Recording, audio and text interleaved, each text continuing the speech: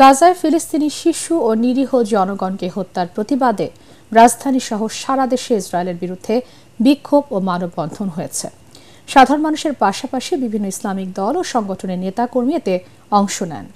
এ সময় আন্তর্জাতিক আদালতে যুদ্ধাপরাধী ইসরায়েলের প্রধানমন্ত্রী নেতানিয়াহুর বিচার ও সারা বিশ্বে ইসরায়েলি পণ্য বয়কট করতে মুসলিম দেশগুলোকে ঐক্যবদ্ধ হওয়ার আহ্বান জানান তারা। আরও জানাচ্ছেন খায়রুল ইসলাম। জুম্মার নামাজের সালাম ফেরানোর পরই এভাবে জাতীয় মসজিদ বাইতুল মোকাররমে আল্লাহু আকবার ধ্বনি দিয়ে গাজাবাসীর ওপর ইসরায়েলি হামলার প্রতিবাদ জানান মুসল্লিরা। বিভিন্ন ইসলামী দল ও সংগঠনের নেতাকর্মীদের সাথে বিক্ষোভে অংশ নেয় সর্বস্তরের সাধারণ মানুষ। এ সময় ফিলিস্তিনের পতাকা হাতে নিয়ে ইহুদি বিরোধী স্লোগান দেয় বিক্ষুব্ধ জনতা।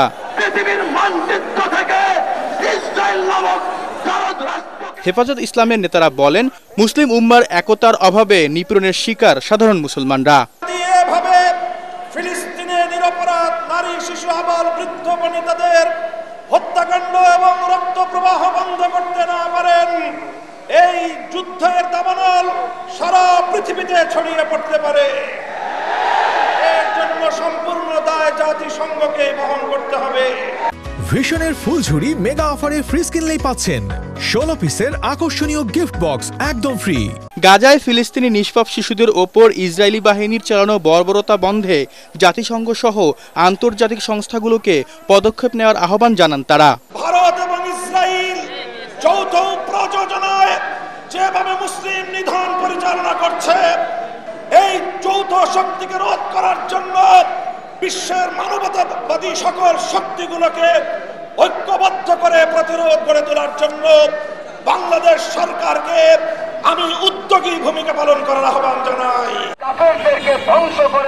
ফিলিস্তিনিতে ইসরায়েলি নৃশংস গণহত্যা ও বর্বরোচিত হামলার প্রতিবাদে শরীয়তপুর, ঝালকাঠি, নাটোর, জামালপুর ও নওগাঁয় বিক্ষোভ মিছিল করেছে ইসলামী ছাত্র শিবির, খেলাফত মজলিস, জামাত ইসলাম সহ বিভিন্ন রাজনৈতিক দল ও সংগঠন। এদিকে ফিলিস্তিনি জনগণ ও শিশু হত্যার ঘটনায় গভীর উদ্বেগ, নিন্দা ও প্রতিবাদ জানিয়ে শোক প্রকাশ করেছেন বিএনপির মহাসচিব মির্জা ফখরুল ইসলাম আলমগীর। খায়রুল ইসলাম, এটিএন বাংলা, ঢাকা।